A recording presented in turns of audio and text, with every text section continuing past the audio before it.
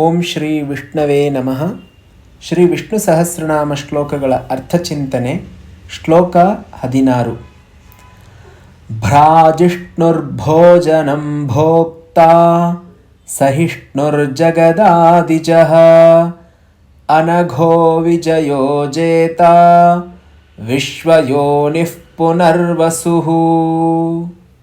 ಈ ಶ್ಲೋಕದಲ್ಲಿ ಬರುವಂತಹ ನಾಮಗಳು ಭ್ರಾಜಿಷ್ಣು, ಭೋಜನಂ, ಭೋಕ್ತಾ, ಸಹಿಷ್ಣು, ಜಗದಾದಿಜಃ, ಅನಘಃ, ವಿಜಯಃ, ಜೇತ, ವಿಶ್ವಯೋನಿಃ, ಪುನರ್ವಸುಃ ಎನ್ನುವಂತಹ ನಾಮಗಳು. ಮೊದಲನೆಯ ನಾಮವಾಗಿ ಭ್ರಾಜಿಷ್ಣು ಅಂತಂದರೆ ಚಿನ್ಮಾತ್ರ ರೂಪದಿಂದ, ಪ್ರಕಾಶಮಾನವಾದಂತಹ ರೂಪದಿಂದ ಈ ಜಗತ್ತನ್ನು ಬೆಳಗುವಂಥವನು. ಹಾಗಾಗಿ ಆ ಭಗವಂತನ ಹೆಸರು ಭ್ರಾಜಿಷ್ಣು ಅಂತ ಆಗತ್ತೆ. ಪ್ರಕಾಶೈಕ ರಸತ್ವಾತ್ ಭ್ರಾಜಿಷ್ಣು.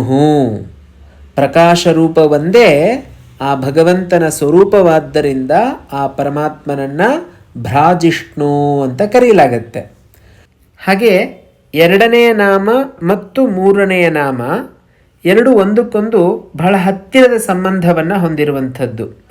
ಭೋಜನಂ, ಭೋಕ್ತಾ. ಭೋಜನಂ ಅಂತಂದರೆ ಊಟ, ಭೋಕ್ತಾ ಅಂತಂದರೆ ತಿನ್ನುವವನು. ಏನಿದು ಭಗವಂತನ ಹೆಸರುಗಳ ಅಂತ ನಮಗನಿಸಬಹುದು. ಆದರೆ ಸಾಂಖ್ಯಶಾಸ್ತ್ರವನ್ನು ಸ್ವಲ್ಪ ನಾವು ಅಧ್ಯಯನ ಮಾಡಿದ್ರೆ ನಮಗಿದರ ಅರ್ಥ ಗೊತ್ತಾಗತ್ತೆ. ಪ್ರಕೃತಿ ಮತ್ತು ಪುರುಷ ಅಂತ ಎರಡು ತತ್ವಗಳು. ಭಗವಂತ ಪುರುಷ ರೂಪದಿಂದ ಪ್ರಕೃತಿಯನ್ನು ಭೋಗಿಸುವಂಥವನಾಗ್ತಾ ಇದ್ದಾನೆ. ಹಾಗಾಗಿ ಭೋಗ್ಯ ಎನ್ನುವಂತಹ ಅರ್ಥದಲ್ಲಿ ಇಲ್ಲಿ ಭೋಕ್ತಾ ಎನ್ನುವಂತಹ ನಾಮ ಆ ಭಗವಂತನಿಗೆ ಸರಿ ಹೋಗುತ್ತೆ. ಭೋಜನಂ ಭೋಕ್ತಾ ಅಂತಂದರೆ, ಭೋಜನಂ ಅಂತಂದರೆ ಭೋಜ್ಯ ರೂಪತೆಯ ಪ್ರಕೃತಿರ್ ಮಾಯಾ ಭೋಜನಂ ಇತ್ಯುಚ್ಯತೆ. ಮಾಯಾ ರೂಪದಲ್ಲಿರುವಂತಹ ಈ ಪ್ರಕೃತಿ ಭೋಜನ ಅಂತ ಕರೆಸ್ಕೊಳ್ಳುತ್ತೆ. ಪುರುಷ ರೂಪೇಣ ತಾಂ ಭುಂಚಂತಿ ಇತಿ ಭೋಕ್ತಾ. ಭುಂಕ್ತೆ ಇತಿ ಭೋಕ್ತಾ ಅಂತ ಪುರುಷ ರೂಪದಿಂದ ಭಗವಂತ ಅದನ್ನು ಭುಂಕ್ತೆ ಅಂದರೆ ಸ್ವೀಕಾರ ಮಾಡ್ತಾ ಇದ್ದಾನೆ, ಅದನ್ನು ಭೋಗಿಸ್ತಾ ಇದ್ದಾನೆ. ಹಾಗಾಗಿ ಭಗವಂತನನ್ನು ಭೋಕ್ತಾ ಅಂತ ಹೇಳ್ತೀವಿ. ಇದು ಸಾಮಾನ್ಯವಾದಂಥ ಅರ್ಥದಲ್ಲಿ ಬರುವ ಪುರುಷ ಅಥವಾ ಸ್ತ್ರೀ ಅಂತಲ್ಲ. ಶಾಸ್ತ್ರದಲ್ಲಿ ಹೇಳಲ್ಪಟ್ಟಂತಹ ಪ್ರಕೃತಿ ಪುರುಷ ಎನ್ನುವಂತಹ ಶಬ್ದಗಳನ್ನು ನಾವು ತಿಳಿದಿರಬೇಕು. ಇದು ಬಹಳ ವಿಶೇಷ ಗಮನಿಸಬೇಕಾಗಿರುವಂತಹ ವಿಚಾರ. ಅನಂತರ ಸಹಿಷ್ಣುರ್ ಜಗದಾದಿಜಃ. ಸಹಿಷ್ಣು ಅಂತ ಹೇಳಿದ್ರೆ ಹಿರಣ್ಯಾಕ್ಷಾದೀನ ಸಹತೆ ಅಭಿಭವತೀತಿ ಸಹಿಷ್ಣು.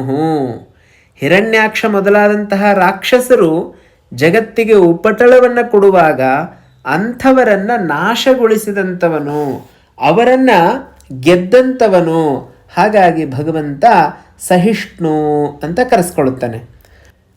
ಇನ್ನು ಮುಂದಿನ ಹೆಸರು ಜಗದಾದಿಜಃ ಅಂತ. ಜಹ ಅಂತಂದರೆ ಹುಟ್ಟಿದವನು.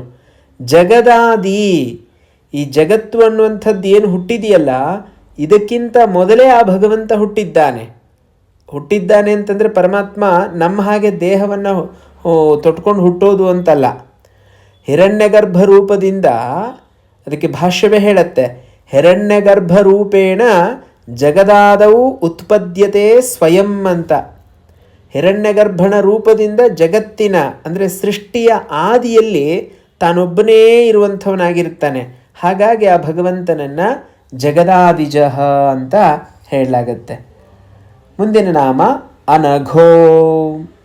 ಅಘಂ ನ ವಿದ್ಯತೆ ಅಸ್ಯ ಇತಿ ಅನಘಃ. ಅಘ ಅಂತಂದರೆ ಪಾಪ ಅಂತ ಅರ್ಥ. ಅಘಂ ನ ವಿದ್ಯತೆ ಅನಘ, ಪಾಪರಹಿತನಾದವನು. ಆ ಭಗವಂತನಲ್ಲಿ ಯಾವುದೇ ರೀತಿಯಾದಂತಹ ಪಾಪ ಪುಣ್ಯ ಅನ್ನುವಂಥದ್ದಿಲ್ಲ. ಆದ್ದರಿಂದ ಪುಣ್ಯ ಪಾಪ ಲಕ್ಷಣವಾದದ್ದು ಇಲ್ಲದ್ದರಿಂದ ಆ ಭಗವಂತ ಅನಘ ಅಂತ ಕರೆಸ್ಕೊಳ್ಳುತ್ತಾನೆ. ಮುಂದಿನ ನಾಮ ವಿಜಯ.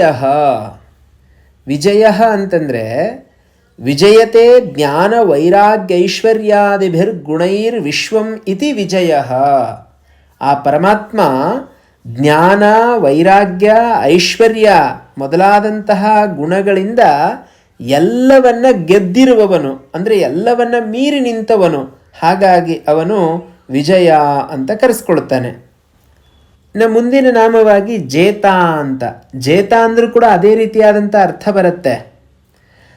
ಯತೋ ಜಯತಿ ಅತಿಶೇತೆ ಸರ್ವಭೂತಾನಿ ಸ್ವಭಾವತಃ ಅತಃ ಜೇತ ಅಂತ ಅರ್ಥ. ಅಂದರೆ ಸ್ವಭಾವದಿಂದಲೇ ಸರ್ವ ಪ್ರಾಣಿಗಳಿಗಿಂತಲೂ ಅತಿಶೇತೆ, ಎಲ್ಲವನ್ನ ಮೀರಿ ನಿಂತವನು, ಮಿಗಿಲಾಗಿ ಆ ಭಗವಂತ ಇರ್ತಾನೆ. ಆದ್ದರಿಂದ ಅವನು ಜೇತ ಅಥವಾ ಜೇತೃ ಅಂತ ಕರೆಸ್ಕೊಳ್ತಾನೆ. ವಿಶ್ವಯೋನಿಹಿ, ವಿಶ್ವಸ್ಯ ಯೋನಿಹಿ ವಿಶ್ವಯೋನಿಹಿ ಅಂತ. ವಿಶ್ವಂ ಯೋನಿಹಿ ಯಸ್ಯ ವಿಶ್ವಸ್ಯ ಅಸೌ ಯೋನಿಶ್ಚ ಇತಿವಾ ಅಂತ ಬೇಕಾದರೂ ನಾವು ಅದನ್ನು ಅರ್ಥ ಮಾಡ್ಕೊಳ್ಬಹುದು. ಅದರ ಅರ್ಥ ಏನು ಅಂತಂದರೆ, ಇಡೀ ಜಗತ್ತಿಗೆ ಕಾರಣ ರೂಪದಿಂದ ಭಗವಂತ ಇರ್ತಾನೆ. ಜಗತ್ತು ಅನ್ನುವಂಥದ್ದು ಕಾರ್ಯ. ಈ ಜಗತ್ತು ಅನ್ನುವಂತಹ ಕಾರ್ಯಕ್ಕೆ ಕಾರಣ ಯಾರು ಅಂತಂದರೆ ಭಗವಂತ. ಹಾಗಾಗಿ ಅವನು ವಿಶ್ವಯೋನಿಹಿ ಅಂತ ಕರೆಸ್ಕೊಂಡ್ರೆ ಕೊನೆಯ ನಾಮವಾಗಿ ಪುನರ್ವಸುಹು. ಪುನಃ ಪುನಃ ಶರೀರೇಶು ವಸತಿ ಕ್ಷೇತ್ರಜ್ಞ ರೂಪೇಣ ಇತಿ ಪುನರ್ವಸುಹು. ಅಂದರೆ ಮತ್ತೆ ಮತ್ತೆ ಶರೀರಗಳಲ್ಲಿ ಕ್ಷೇತ್ರಜ್ಞ ರೂಪದಿಂದ, ಜ್ಞ ಅಂತಂದರೆ ತಿಳಿಯುವವನು ಅಂತ, ಈ ಕ್ಷೇತ್ರವನ್ನು, ದೇಹವನ್ನು ತಿಳಿಯುವವನ ರೂಪದಲ್ಲಿ ಆ ಭಗವಂತ ಅಂದರೆ ಆತ್ಮರೂಪದಿಂದ ವಾಸ ಮಾಡಿಕೊಂಡಿರ್ತಾನೆ. ಹಾಗಾಗಿ ಆ ಭಗವಂತನನ್ನು ಪುನರ್ವಸುಹು ಅಂತ ಹೇಳಲಾಗತ್ತೆ. ಮುಂದಿನ ಶ್ಲೋಕದ ಅರ್ಥವನ್ನು ನಾಳೆ ತಿಳಿಯುವಂತಹ ಪ್ರಯತ್ನ ಮಾಡೋಣ. ಧನ್ಯವಾದಗಳು.